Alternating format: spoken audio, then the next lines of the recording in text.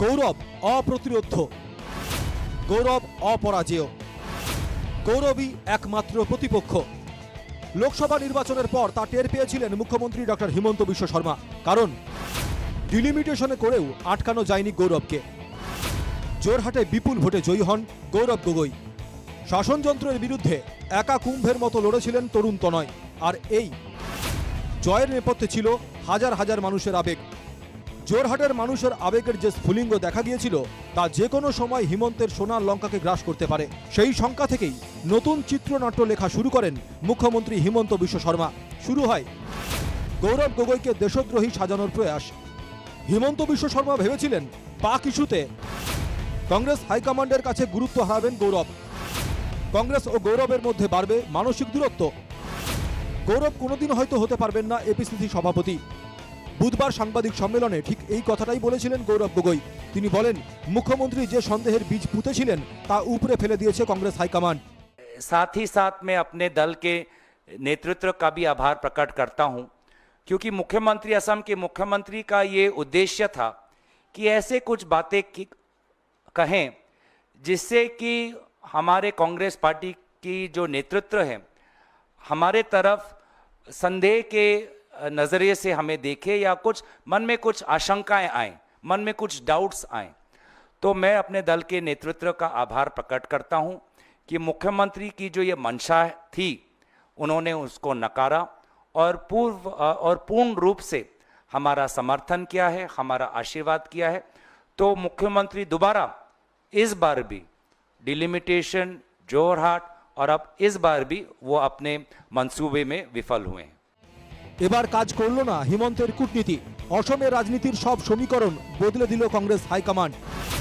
আজ হিমন্তের একমাত্র প্রতিদ্বন্দ্বী গৌরব গগৈ। 26-এ লড়াই হবে গৌরব বনাম হিমন্তের মধ্যে। মুখ্যমন্ত্রী পদের জন্য বিনয়ী গৌরব লড়বেন রক্তচক্ষু হিমন্তের সঙ্গে। তাই 26-এ সহজ হবে না গেরুয়া শিবিরের লড়াই।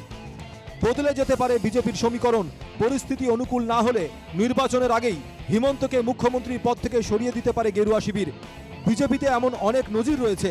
ফলে গৌরবের নিযুক্তিতে কিছুটা হলেও অনিশ্চিত হয়ে গেল হিমন্তের মুখ্যমন্ত্রী পদ। আগামী 10 সেপ্টেম্বর গৌরবের পাক ইস্যু নিয়ে নথি প্রকাশ করবেন মুখ্যমন্ত্রী। কিন্তু তাতে কি হবে? মুখ্যমন্ত্রীর মতে কংগ্রেসকে নিয়েই ডুববেন গৌরব গগৈ। কিন্তু বুধবার সাংবাদিক সম্মেলনে নিজের অবস্থান স্পষ্ট করে দিলেন নবনিযুক্ত এপিসিসি সভাপতি। বিষয়টি নিয়ে গৌরব গগৈ বলেন, আমার স্ত্রী 1 বছর পাকিস্তানে কর্মরত ছিলেন। তখন আমি একবার পাকিস্তানে গিয়েছিলাম। আমার 2 সন্তানও ব্রিটিশ নাগরিক।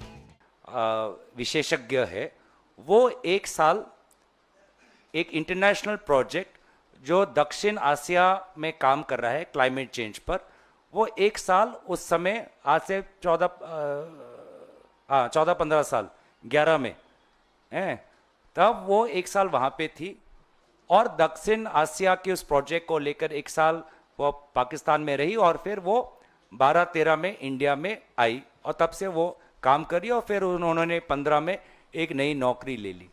तो अगर उन्होंने या मैंने, जब वे उस संस्था में थे, तो मैं भी आज से 11 साल पहले, 12 साल पहले, हाँ मुझे भी याद नहीं अभी ढंग से, 2013 की बात, मैं भी 2013 में एक बार जब उनके साथ में गया। মুখ্যমন্ত্রী গৌরবের বিরুদ্ধে এই 3টি প্রশ্নই উত্থাপন করেছিলেন। গৌরব গগৈ সেই 3 প্রশ্নের উত্তরও দিয়ে দিলেন। আর আইএসআই লিঙ্ক নিয়েও যোগ্য জবাব দিলেন গৌরব গগৈ। তিনি বলেন, বলিউডের সি গ্রেড সিনেমার মতোই চিত্রনাট্য লিখেছেন মুখ্যমন্ত্রী। 10 সেপ্টেম্বর তা ফ্লপ হবে। इसी बात का अब ये जो इनका तो रोटी ही मानहानि है, का काम ही मानहानि है, तो इस बात को लेकर वो बार बार अपना एक मतलब बहुत ही एक सी ग्रेड बॉलीवुड सिनेमा बना रहे हैं, जिसका रिलीज डेट उन्होंने 10 सितंबर को दिया है, जो पूरी तरीके से फ्लॉप होने वाला है। असम के लोगों को ये सब पता है। और हमारा उल्टा सवाल है कि अगर उनके आरोप के अनुसार कुछ हमने गलत किया, मेरी धर्मपत्नी या मैंने गैर कानूनी किया, तो पिछले 11-12 साल से किसकी सरकार है? पिछले 11-12 साल से केंद्र सरकार, केंद्रीय जांच एजेंसी क्या कर रही है? যে ভয়ে এই চিত্রনাট্য লিখেছিলেন মুখ্যমন্ত্রী তা কোনো কাজে আসবে বলে মনে হয় না। বাস্তব সত্য হলো ডিলিমিটেশন করেও গৌরবকে পরাজিত করা যায়নি।